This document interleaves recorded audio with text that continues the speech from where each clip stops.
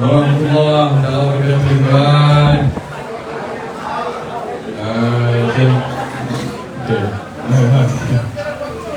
Saya maaf saya lewat sikit.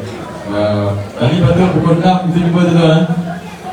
Tapi saya terpaksa gegas pergi KL sebab pukul 7.30 saya kena ada di sana studio. Dan saya bukan dengan Asrul Awani tadi tuan, dengan Haris Iskandar. Saya dengan Haris Iskandar. Dia pelawak, betul. So pertama kali dia jemput saya.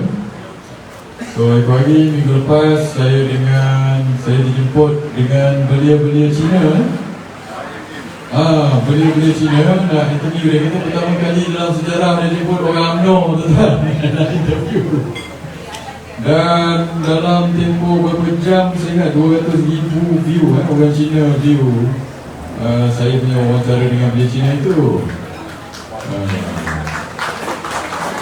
So kali ini pula Haris Iskandar pula yang komedian yang terkenal jemput saya. Alhamdulillah dan juga. So maksudnya saya ingat dulu PRU 14 orang-orang Cina, orang-orang macam apa benda atas pagar macam Haris Iskandar itu mungkin dulu dia tak minat kita mungkin lah benda ni ya.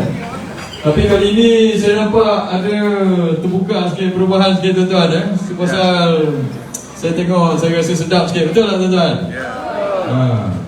Dan masa minggu lepas bila kita buat walkabout, saya punya expectation bila saya jumpa orang, sebab ini kawasan apa, kalau ikut kita punya senarai kawasan UMNO tadi tu kawasan hitam lah, betul tak kak? Dia katalah 33,000. Tapi bila saya pergi walkabout, saya dah pergi, saya ingat tak tahu berapa puluh walkabout tuan-tuan. Satu hari saya ada 20 program. Dan saya tengok 99% daripada orang yang saya jumpa dan bersalam semua senyum kepada kita tuan. Ini cerita betul sebab saya ada buat live. Saya ingat setiap kali satu hari kita buat 3-4 walkabout jarak kasih. Saya rasa kita jumpa 500 ke 1,000 orang. So saya dah hari ni hari ke 10. So kalau 500 ke 1,000, saya ingat saya dah jumpa 10,000 orang tuan-tuan saya salam. Sebab saya boleh kira daripada template yang saya bagi Tapi itu tak cukup kita tuan, sebab jumlah pengundi kita 165,000. Kalau 165,000 dalam 14 hari, kalau saya nak buat perjalanan macam itu, saya nak salam, maksudnya saya kena salam 12,000 orang satu hari. Boleh tuan-tuan? Boleh. So sekarang kita 1,000, tapi nak kena 12 kali. Tak tahulah ya. So maksudnya sebab itu saya kena pakai social media lah. Sebab itu hari ni saya pergi live dengan Haris Iskandar, dengan belia-belia Cina itu, sebab memang kita kena reach out to mereka. Ada orang kata saya, dia kata buat apa pergi kawasan kau berada jumpa orang-orang bukan Melayu kan, kita concentrate orang Melayu je lah. Tapi saya tak berapa setuju tuan sebab saya rasa macam-macam mana pun kita kena reach out pada semua orang, betul? Pada semua orang, Cina ke, India ke apa, dan bangsa-bangsa lain. So kita kena reach out. Sebab sekarang dia orang dah terbuka sikit pada kita. Tapi kalau kita langsung tak jumpa, macam mana tuan? Dia tak kenal, maka dia tak kita. Kata saya kata, so kita pergi jumpa. Dan saya tengok masa PRN Johor pun macam itu. Kalau dia suka kita, kurang-kurangnya dia tak pergi mundi PH. Kalau dia tak mundi PH, maka kita ada peluang. Itu hari saya ada jumpa orang surau tu kan, orang PKR di surau. Datuk Azhari pun tahu. Mana Datuk Azhari? Datuk Azhari, Datuk Azhari tahu. Ni cerita betul Datuk Azhari Yes. Orang ni dia orang PKR tak boleh sebut nama. Kalau nak tahu kena tanya Datuk Azhari nama dia. Dia pemimpin PKR. So dia cakap dengan saya dalam surau. Dia kata dia confident menang salam ni tuan. Confident, PKR cakap, amin. Dia kata PH cakap dia confident dia menang. Saya kata macam mana confident menang? Dia kata sebab dia kata pengundi-pengundi di dalam kampung, pengundi-pengundi Cina dengan pengundi India dia kata. Orang BH kata dia dalam kampung pengundi-pengundi Cina dan pengundi India, dan dia confident dan pengundi-pengundi Cina dengan pengundi India dia dalam poket dia. Dia cakap. So dekat sini ada lebih kurang 40,000 pengundi Cina dan India. Daripada 40,000 itu kita jangkakan 75% akan keluar mengundi, maksudnya 30,000. So sekarang PH yakin dia boleh dapat 30,000 undi daripada China dan India macam dia dapat PR15. So maksudnya kalau dia nak menang, sebab itu dia kata dia cuma perlukan 20% saja undi Melayu dia kata. So kalau dia dah lock undi China dengan India, dia dapat 20% saja undi Melayu, dia dah menang. Sebab itu dia confident, tuan-tuan. Tapi saya nak kata pada mereka, bila orang confident ni kita, bila orang over confident ni kita buat apa, tuan-tuan? Kita biarkan, betul tak? Sebab saya tak rasa kali ini pengundi Melayu, pengundi Cina dengan India pun akan bagi kepada mereka macam pengundi Cina dan India bagi masa PR14 dulu, betul tak, tuan-tuan? Yes, sebab pengundi Cina dan India pun bukan bodoh. Lepas PR14 kita bagi, bila mereka tipu manifesto, dia bukan tipu manifesto orang Melayu dia, betul tak? Cina India pun kena tipu manifesto juga. Dan bila mereka lompat parti, yang kena itu hari, yang sakit hatinya pun orang Cina dengan India. Sebab itu hari masa PRN Melaka dengan PRN Johor, di Johor sebelum ini kita cuma dapat 5% saja undi Cina masa PR14. Tapi di PRN Johor itu hari, tuan-tuan tahu kita dapat berapa? 30% undi Cina, tuan-tuan. 30% undi Cina.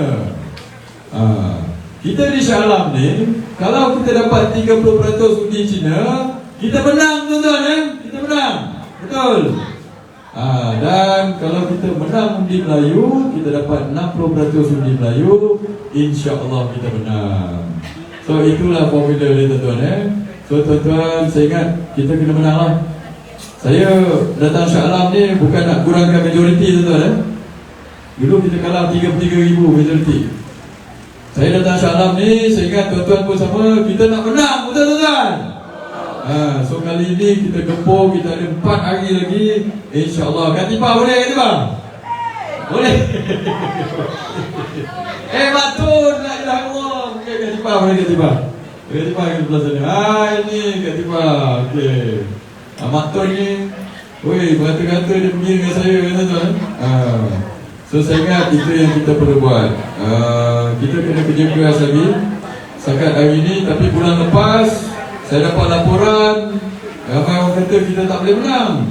Tapi hari ini laporan-laporan kata cegah pula kita boleh menang, tuan-tuan. Boleh betul. So sebab itu banyak perkara lah yang kita kena buat. Itu daripada segi angka.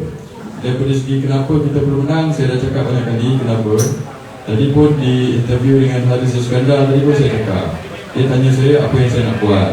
Satu, saya nak selesaikan isu asas bang, banjir dan air. Satu. Lepas tu isu pekerjaan, banyak orang muda tak ada kerja, rumah mahal dan sebagainya. Dan ketiga, saya nak usahakan juga isu berkenaan dengan kecakapan kerajaan. Sekarang ni, kerajaan negeri Selangor ni, dia dah jadi complacent. Sebab apa dia complacent? Sebab dia menang banyak sangat dan dia menang besar sangat. So Gayan nak jumpa Adun, ahli parlimen dengan Menteri Besar tak dapat. Dia tak kisah pun nak selesaikan masalah kita. Sebab apa? Sebab dulu dia menang 33,000. So kali ni cuba tuan-tuan bayangkan, di ibu negeri kerajaan negeri Selangor ni, ahli parlimen dia Barisan Nasional. Apa jadi dengan kerajaan negeri, tuan-tuan? Saya ingat kalau kita menang di Shah Alam ni, it will send a signal, it will send a shockwave kepada seluruh Selangor, tuan-tuan. Iaitu, kalau mereka tak buat kerja, maka rakyat Selangor akan ajar mereka, betul, tuan-tuan? Ya. Sebab itu yang saya nak buat. Saya nak jadi semak embang dekat sini. Tuan-tuan bayang, dulu dia tak peduli. Sebab dia tak buat kerja pun, orang akan undi mereka, betul? Tiba-tiba ahli parlimen Barisan Nasional. Kalau dulu jalan berlubang dia tak peduli, kali ni kalau kita jadi wakil rakyat sini, saya ingat sebelum jalan berlubang tu dia dah tak faham, tuan. Sebab kita berlumba-lumba untuk bagi perkhidmatan yang terbaik kepada rakyat, tuan. So sebab itu saya kata kali ini kita try satu kali, kita try lepas ini di ibu negeri kita ini, insya-Allah kita menjadi wakil rakyat di sini. Mereka akan bekerja dengan lebih rajin, saya rasa. Yang kedua, saya nak bawa mesej penyatuan sebenarnya, tuan. Apa mesej yang saya nak bawa? Saya ada jumpa pengundi-pengundi PAS tadi pun di PKNS. Saya punya sesi di komplek PKNS tadi, ada orang PAS datang. Dia cakap macam ni, dia kata kali ni dia nak orang PAS dekat Shah Alam ini nak undi Barisan Nasional, dia kata. Dia cakap tadi ada dalam live saya ada tadi. Betul tak? Cuma dia kata, tapi untuk confirm kan dia nak dengar apa saya cakap. Lepas dia dengar saya cakap, dia pergi datang jumpa saya, dia salam cakap, confirm 5 undi daripada kami dia dengan kawan-kawan dia semua nak bagi undi saya. Okey, apa yang saya cakap tadi, tuan-tuan?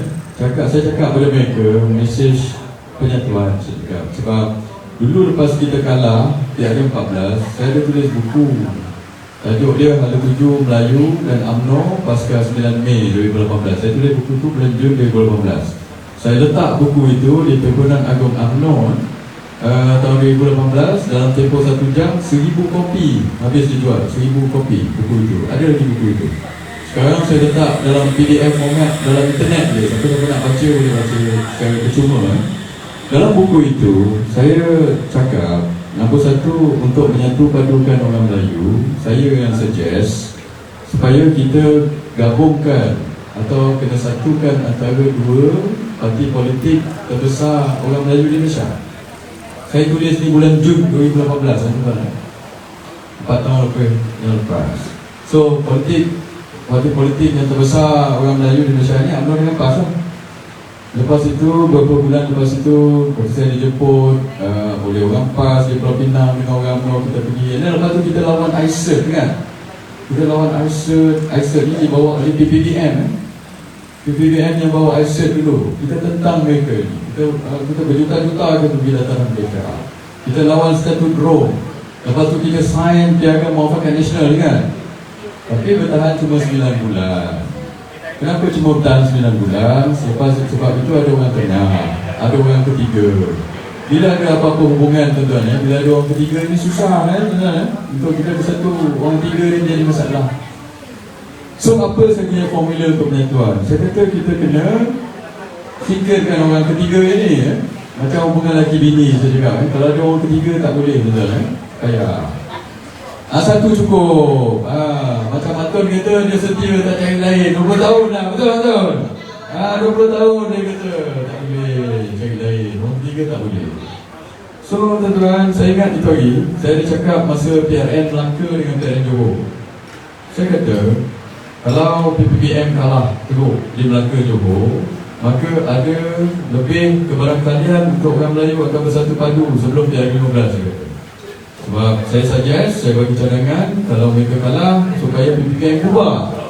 Bila mereka bubar, kalau mereka tak nak masuk UMNO, dia boleh masuk PAS. Lepas tu kita boleh bersatu. Tapi lepas Melaka dia tak nak bubar juga. Dan lepas Johor dia tak nak bubar. Sebab dia menang 1 kursi, dia menang 2 kursi. Mereka ni degil, tuan-tuan. Menang 1-2 kursi pun dia tak nak bubar.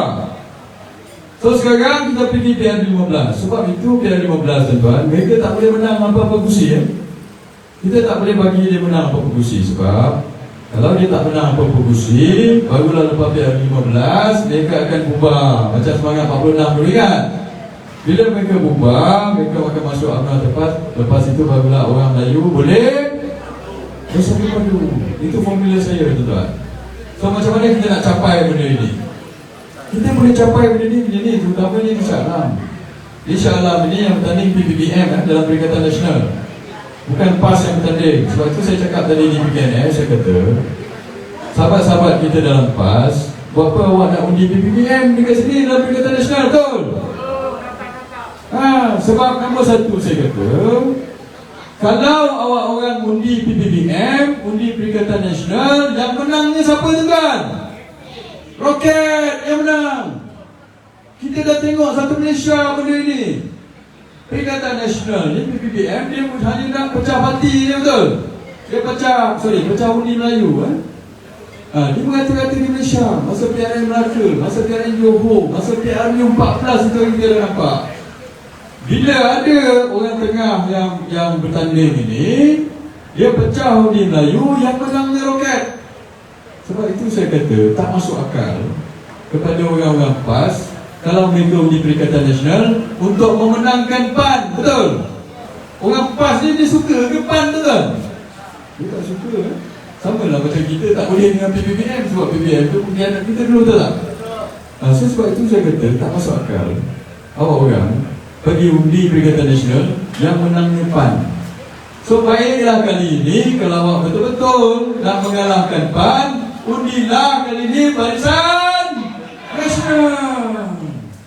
Sebab kalau undi Perikatan Nasional atau undi PH yang menangnya roket, itu bendera PH itu tengah-tengah ada lambang apa, tuan? Roket lah tu. Roket tu. Roket ni siapa kat tu? Siapa? Itu saya cakap. Awak di Shah Alam ni kita 75% pengundi orang Melayu duduk di sini. Ini adalah ibu negeri orang Melayu, sini banyak surau, banyak masjid, betul tak?